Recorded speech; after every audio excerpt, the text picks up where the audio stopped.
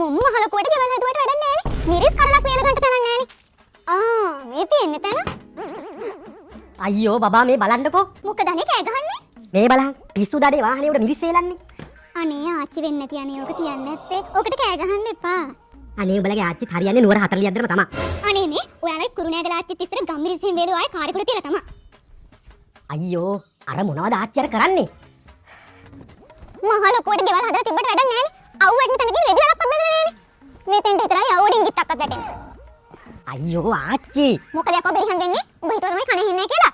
අයියෝ ආච්චි මෙතන රෙදි වේලන්න එපා. මොකද්ද? ඇහුන්නේ? වාහනේ රෙදි වේලන්න එපා. එහෙනම් අවුව තියෙන තැනකින් වැලක් ගැට ගහපන් මබුල. මං නැත්තම් වේරෙන නම් ඔලුවට තියාගෙන ඉන්නද? නෑ නෑ ආච්චි වාහනේ දූවිලිනේ ඇඳුම් වල ගෑවෙනවනේ ඒකයි. මොකද්ද කිව්වේ? ඇහුන්නේ? නෑ ආච්චි වාහනේ දූවිලිනේ. එහෙනම් ඉතින් මේක හොදපන් නිකන් ගෙදරට වෙලා ඉන්න එකේ.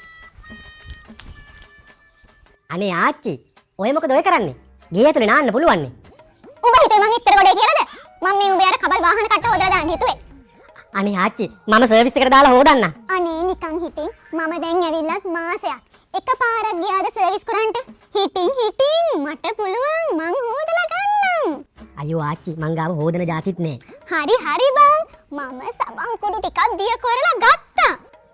සබන් කුඩු හපොයි ආච්චි හොමින්න මං හොදන જાති ගේන්න. ඔන්න දැන් එහෙ මෙහෙ යන්න ඕනේ නෑ. ඔයාගේ වෙහිකල් එක හොදන්න හොඳ quality products wide range එකකින් වගේම low price එකකට Kiehl's brand එකෙන් ගන්න පුළුවන්. Pick it, drop it.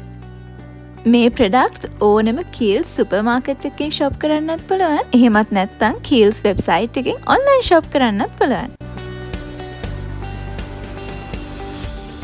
හොඳට නැමිලා හොදපන් කොල්ලෝ. ඔය බඩවල් බහින්නත් එක්ක.